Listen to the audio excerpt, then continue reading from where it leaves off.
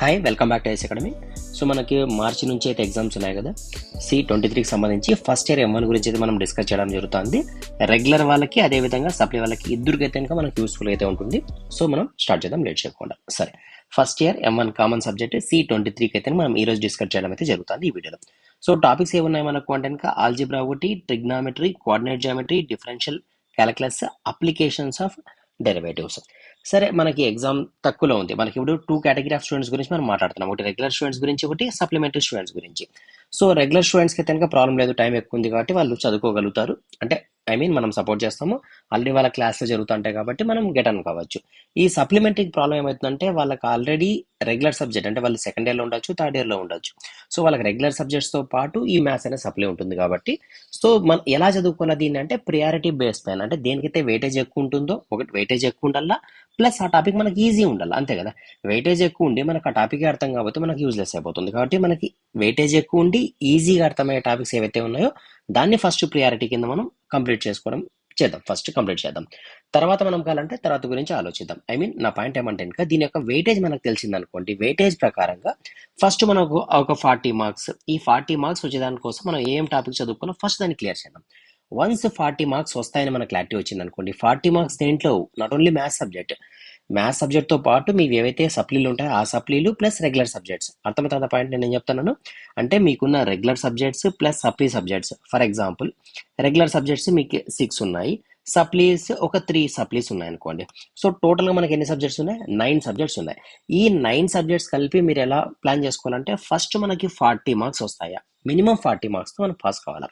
First ఏవి అన్ని subjects అంటే మనము ఒక దాంట్లో 60 మార్క్స్, ఇంకో దాంట్లో 40 మార్క్స్, 3-4 సబ్జెక్టులు ఫెయిల్ అయిపోవడం ఇలా జరగకూడదు ఎప్పుడు కూడా డిప్లొమా, ఓకేనా. ఫస్ట్ అటెంప్ట్లోనే కంప్లీట్ అయ్యేటట్లు మనం ప్లాన్ చేసుకోవాలి, అది మన ఫస్ట్ స్టెప్. క్లియర్ కదా. సో 9 సబ్జెక్ట్స్లో కూడా మనకు 40 మార్క్స్తో మనం పాస్ అవుతామా లేదా చెక్ చేసుకోండి. ఫర్ ఎగ్జాంపుల్ ఏదైనా ఒక రెగ్యులర్లో కావచ్చు లేదా సప్లీలో కావచ్చు, ఏదైనా 1-2 సబ్జెక్ట్ టఫ్ ఉన్నాయి అనుకోండి, దాన్ని ఎక్కువ ప్రాక్టీస్ చేసి అట్లీస్ట్ ఈ టార్గెట్కి రీచ్ కావండి, ఓకేనా. వన్స్ 40 రీచ్ అయినాం అనుకోండి, తర్వాత ఏం చేయాలి, మన టార్గెట్ని 50 మార్క్స్ వచ్చేదాని కోసం యాడ్ చేసుకోవాలి. ఒక 2-3 క్వశ్చన్స్ యాడ్ చేసుకొని సరే మనం ఒక 50 వరకు తెచ్చుకోగలుగుతాను. ఓకే, క్లియర్గా బాగుంది. తర్వాత ఇంకా టైం ఉందనుకోండి మనకి, అప్పుడు మనం ఏం చేయాలంటే మనకి ఏదైతే ఇంట్రెస్ట్ సబ్జెక్ట్ ఉంటుందో ఆ ఇంట్రెస్ట్ సబ్జెక్ట్లో స్కోర్ తెచ్చుకునే ట్రై చేద్దాం. అంటే 60+, 70, 65+, ఈ విధంగా తెచ్చుకునేకి ట్రై చేయాలి, ఓకేనా. ఫస్ట్ స్టెప్ మాత్రం మనం ఖచ్చితంగా ఆల్ సబ్జెక్ట్స్ పాస్ కావాలి, అది ప్రయారిటీ కింద పెట్టుకోండి. క్లియర్. సో ఓవరాల్గా రెగ్యులర్ కావచ్చు, సప్లీ కావచ్చు, మనకున్న టార్గెట్ ఏమంటే కనుక వెయిటేజ్ ప్రకారంగా మనం చదువుకుంటాం, అది మనకు తెలిసిందే కాబట్టి సో వెయిటేజ్ దగ్గరికి అయితే వెళ్ళిపోదాం. సో మనకి ఫస్ట్ టాపిక్ ఆల్జిబ్రాలో తీసుకుంటే ఏమున్నాయి, ఫ్రిక్షన్ అనే టాపిక్ ఒకటి, ఫ్రిక్షన్ ఇప్పుడే వేరే క్లాస్ కంప్లీట్ చేసుకున్నా, అదే వాడు వస్తుంది. సరే, ఫంక్షన్స్ ఒకటి, తర్వాత పార్షియల్ ఫ్రాక్షన్స్ ఒకటి, తర్వాత మ్యాట్రిక్స్ అండ్ డిటర్మినెంట్స్ ఒకటి. సో ఇక్కడ నుంచి మనకు వెయిటేజ్ తీసుకుంటే టోటల్గా మనకి ఇక్కడ వెయిటేజ్ స్టార్ట్ చూడండి. మనకి ఫంక్షన్స్ నుంచి 3 మార్క్స్ క్వశ్చన్ వస్తుంది. ఏమొస్తుంది తెలుసు కదా, రేంజ్ కానీ లేదంటే డొమైన్ కానీ అడుగుతాడు, సింప్లిఫికేషన్ క్వశ్చన్ అడుగుతాడు. అదే మనం ఫ్రాక్షన్స్ తీసుకుంటే మనకి ఇక్కడ నుంచి 3 మార్క్స్ వస్తాయి. తర్వాత మ్యాట్రిక్స్ డిటర్మినెంట్స్ నుంచి మనకి 16 మార్క్స్ వస్తాయి. సో ఈ టాపిక్స్లో మనకి ఈజియెస్ట్ టాపిక్ ఏవి అంటే ఈ 3 కూడా ఈజియెస్ట్ టాపిక్. సో మనం కంప్లీట్గా ఫస్ట్ పార్ట్లో మనం దీన్ని నేర్చుకోవచ్చు. ఎందుకంటే ఫంక్షన్స్లో డొమైన్, రేంజ్, సింప్లిఫికేషన్ క్వశ్చన్స్ చాలా ఈజీ. పార్షియల్ ఫ్రాక్షన్స్లో మనం ఆల్రెడీ 3-4 వీడియోస్ అప్లోడ్ చేయడం జరిగింది, ఒక్కసారి చూడండి. నేను ఇంకొకసారి కూడా రివిజన్ చేస్తాను, అవి ఒకసారి చూస్తే మీకు కొంచెం క్లారిటీగా అర్థమవుతుంది.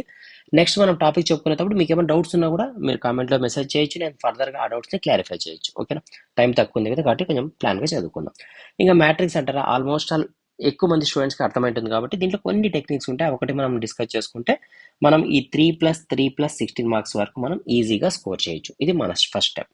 తర్వాత నెక్స్ట్ టాపిక్ ఏముంది మనకు, ట్రిగ్నామెట్రీలో తీసుకుంటే trigonometric ratios, compound angles, multiple and sub multiples, తర్వాత transformation, inverse, trigonometric equation, properties of triangle, complex numbers, ఇవి మనకున్న టాపిక్. సెకండ్ ప్రయారిటీలో మీరు trigonometric ratios, compound angles, multiple and sub multiples, transformation, లేదంటే ట్రాన్స్ఫర్మేషన్ కూడా వద్దులేండి, ఇది కూడా వద్దు. ఈ 4 టాపిక్స్ 1, 2, 3, 4 ఈ 4 టాపిక్స్ మాత్రమే చదువుకోండి. ఇది మన సెకండ్ స్టెప్, ఓకేనా. ఫస్ట్ స్టెప్లో ఆల్జిబ్రాలోనే అన్ని టాపిక్స్ చదువుకున్నాం. సెకండ్ ట్రిగ్నామెట్రీలో ఈ 4 టాపిక్స్ మాత్రమే చదువుకున్నాం. ఈ టాపిక్స్ మాత్రమే నేను ఫస్ట్ ఎక్స్ప్లెయిన్ చేస్తాను మీకు, ఓకేనా. మనం క్లాసెస్ చెప్పుకునేటప్పుడు ఇదే ప్యాటర్న్ నేను ఎక్స్ప్లెయిన్ చేస్తాను. మీరు ఓన్గా ప్రిపేర్ అయ్యేటప్పుడు కూడా ఇదే ప్యాటర్న్లోనే ప్రిపేర్ కండి, ఏది పడితే అది మీరు చదువుకొని ప్రిపేర్ కాదండి, ఓకేనా. ఎందుకంటే ఈ రిమైనింగ్ టాపిక్స్ ఏమైనా ఇవి ఉన్నాయి కదా, నేను వద్దనేటి ఈ టాపిక్స్ మీరు చదువుకోవడం వల్ల ఏమవుతుందంటే మీకు ఈ 4 టాపిక్స్ ఏదైతే అర్థమైంటాయో టాపిక్స్, ఈ రిమైనింగ్ 3 టాపిక్స్ చదవడం వల్ల అవి కూడా కన్ఫ్యూజ్ అయిపోయి మర్చిపోతారు. ఈ కాంప్లెక్స్ నెంబర్స్ అనేది ఈజీనే, నేను కావాలంటే తర్వాత చూద్దాం, మనం దాని గురించి మరీ డిస్కస్ చేద్దాం. అంటే మన టార్గెట్ తెలుసు కదా, 40+ మార్క్స్ వస్తాయి మనకు అన్న తర్వాత మనం తర్వాత కావాలంటే మిగతా స్కోర్ పైన కానీ ఫోకస్ చేద్దాం మనం. క్లియర్ కదా? సరే, నెక్స్ట్ ఏముంది, కోఆర్డినేట్ జామెట్రీ. కోఆర్డినేట్ జామెట్రీలో straight line, circle, conic section. దీంట్లో మనకు తెలుసు కదా, ఎలిప్స్ ఒకటి, పారాబోలా ఒకటి, హైపర్బోలా ఒకటి. ఇవి చాలా అంటే చాలా ఈజీ టాపిక్. ఏది, స్ట్రైట్ లైన్ కావచ్చు, సర్కిల్ కావచ్చు, ఈ conical sections, ellipse, parabola, hyperbola చాలా ఈజీ టాపిక్స్. దీని గురించి మనం ఏమీ వరి కావాల్సిన పని లేదు. ఓకేనా? సో కొంతమందికి ఇది టఫ్లా ఫీల్ అవుతారు కాబట్టి నెక్స్ట్ టాపిక్లోకి పోదాం. తర్వాత లిమిట్స్ అండ్ కంటిన్యూటీ, తర్వాత డిఫరెన్సియేషన్. ఇవి రెండైతే మోస్ట్ ఈజియెస్ట్ టాపిక్ అంట నేనైతే కనుక. వన్స్ మీ క్లాసెస్ చూసిన తర్వాత, అంటే మన ప్రీవియస్ క్లాసెస్ చూసిన వాళ్ళకైతే అర్థమవుతుంది. ఫర్ ఎగ్జాంపుల్ మీరు చూడలేదనుకోండి, ఒక్కసారి చూడండి, మీకు డిఫరెన్సియేషన్, ఇంటిగ్రేషన్ ఇంత ఈజీ సబ్జెక్ట్నా మనం ఫెయిల్ అనేది అని అనిపిస్తుంది మనకు. అంత ఈజీగా అయితే ఉంటుంది ఈ టాపిక్. సో దీని మనం థర్డ్ ప్రియారిటీ కింద పెట్టుకుందాం. ఓకే, వన్స్ ఇది అయిపోయిన తర్వాత నెక్స్ట్ 4th ప్రియారిటీ కింద మనం కావాలంటే కోఆర్డినేట్ జామెట్రీకి వద్దాం. ఓకే, నెక్స్ట్ టాపిక్స్ తీసుకుంటే మనకు applications, physical application, maximum minima, errors, ఇవన్నీ వదిలేసేయండి. ఓన్లీ మ్యాక్సిమం మినిమా అనే టాపిక్ పైన మనం ఫోకస్ చేద్దాం. ఇది మన 5th topic. Okay, so priority అర్థమైంది కదా. మీరు చదవాల్సినది ఎట్లా, ఫస్ట్ టాపిక్ క్లియర్ అయిన తర్వాతనే సెకండ్కి రావాలా, ఇది క్లియర్ అయిన తర్వాత థర్డ్ నేను చెప్పిన విధంగా, తర్వాత 4th, తర్వాత 5th. సార్ ఇవన్నీ అయిపోయినాయి సార్, మీరు చెప్పుకున్నట్లే మనం చదువుకున్నాం, ఇంకా మనకి ఎగ్జామ్స్కు 45 డేస్ వరకు టైం ఉంది కదా. సో మనకు సప్లీలు ఏం లేవు, ఓన్లీ రెగ్యులర్ సబ్జెక్ట్స్ మాత్రమే ఉన్నాయి. అంటే ఫస్ట్ ఇయర్ వాళ్ళకి సప్లీలు ఉండే వాళ్ళకి, ఐ మీన్ సెకండ్ ఇయర్లో ఉండే వాళ్ళకి సప్లీలో మ్యాథ్స్ మాత్రమే ఉంది. అంటే వాళ్ళు స్కోర్ని ఎక్స్పెక్ట్ చేస్తున్నారు అనుకోండి. అప్పుడు మనం ఇంకా టైం ఉందనుకుంటే మీరు కామెంట్లో మెసేజ్ చేయండి. ఇవన్నీ అయిపోయిన తర్వాత నెక్స్ట్ మనం 6th ఏం చదవాలి అది కూడా చూద్దాము. ఇవన్నీ చదివిన తర్వాత ఇంపార్టెంట్ అంటే 6th టాపిక్ని కవర్ చేసిన తర్వాత మనం ఏవైతే ప్రీవియస్ ఇయర్స్లో క్వశ్చన్లు అడుగుతుంటాడో ఆ క్వశ్చన్లన్నీ కూడా సాల్వ్ చేసేకి ట్రై చేద్దాం ఇంకా టైం ఉంటే. ఓకే, సరే ఇది కూడా కంప్లీట్ అయిపోయినాయి. అంటే మనకు ప్రీవియస్ ఇయర్లో క్వశ్చన్స్ అన్నీ కూడా మనం సాల్వ్ అయిపోయినాయి. మనం నెక్స్ట్ ఏం చేయాలంటే ఇంపార్టెంట్ మెథడ్స్, అంటే ఎక్స్పెక్టేషన్, ఇవి కాకుండా వేరే ఏమైనా వచ్చే ఛాన్సెస్ ఉన్నా కూడా దాన్ని కూడా కవర్ చేద్దాం. అంటే మన టార్గెట్ ఏదైతే మనం అనుకున్నామో, ఫస్ట్ 40ని రీచ్ కావాలా, తర్వాత 50 రీచ్ కావాలా, 60 రీచ్ కావాలా, అలా మన టార్గెట్ని పెంచుకుంటే పోలాం. ఓకేనా? ఫస్ట్ ప్రయారిటీలో అన్ని సబ్జెక్టులు పాస్ కావాలా, అది మాత్రం మస్ట్ అండ్ షుడ్. ఎందుకంటే చాలా మంది స్టూడెంట్స్ ఏం చేస్తారంటే కొన్ని సబ్జెక్టులో మంచి స్కోర్ తెచ్చుకుని ట్రై చేస్తారు, ప్యారల్గా కొన్ని సప్లీలు అయితే పడి ఉంటాయి.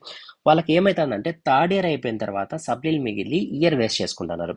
ఈవెన్ దో ఈ సెట్లో ర్యాంక్ వచ్చి ఉంటుంది, కాలేజ్ సీట్ అలాట్ అయ్యే ఛాన్సెస్ కూడా ఉంటాయి, కానీ మనకు ఒక సబ్జెక్ట్ మిగిలి ఉంటుంది. ఈ ప్రాబ్లం చాలా మంది డిప్లొమా స్టూడెంట్స్ ఫేస్ చేస్తారు కాబట్టి సో ప్రియారిటీ కింద ఫస్ట్ కంప్లీట్ చేసుకునేకైతే ట్రై చేయండి.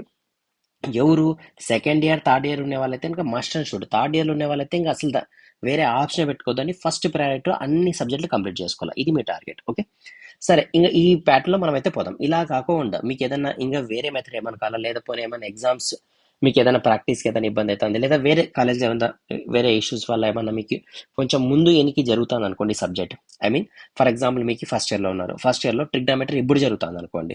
ఓకేనా? సో మీకు ఏమైనా డౌట్స్ ఉంటే ఇంకా మీరు మెసేజ్ పెట్టండి. మనం మీ ప్రియారిటీ అంటే ఎక్కువ మంది నీడ్ ఏదైతే ఉంటుందో దాని ప్రియారిటీ పైన దీంట్లో ఏమైనా మైనర్ కరెక్షన్స్, అంటే ఏదైనా ఫస్ట్ సెకండ్ టాపిక్ ఏదైనా అడ్జస్ట్ చేసేది ఉంటే అడ్జస్ట్ చేసుకొని అయితే మనం ముందుకెళ్దాం. ఓకేనా? మన టార్గెట్ ఏంది, మన టార్గెట్ ఖచ్చితంగా ఇప్పుడు ఏదైతే మనకి మార్చిలో ఎగ్జామ్స్ ఉన్నాయి, ఈ ఎగ్జామ్స్లో 100%, 1-2% కాదు, 50% కాదు, 80% కాదు, 100% మనం అన్ని సబ్జెక్టులు క్లియర్ చేయాలి. ఇది మన ఫస్ట్ టార్గెట్. వన్స్ ఇది క్లియర్ అయిపోయిన తర్వాత మనం స్కోర్ కోసం కూడా ట్రై చేద్దాం. ఓకేనా?